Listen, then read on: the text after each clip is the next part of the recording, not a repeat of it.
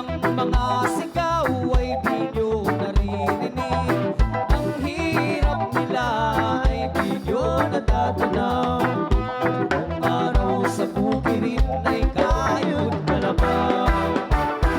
Sa tuwing sila'y nagtatanim, presyo ng binhin patabay nakakadumi. Sasabit ang atihan, bagsak ang presyo ng produktong pinaghirapan. Kanilang mga daing ay di nyo pinapansin. Kanilang mga sigaw ay di nyo naririnig. Ang hirap nila ay di nyo natatanaw.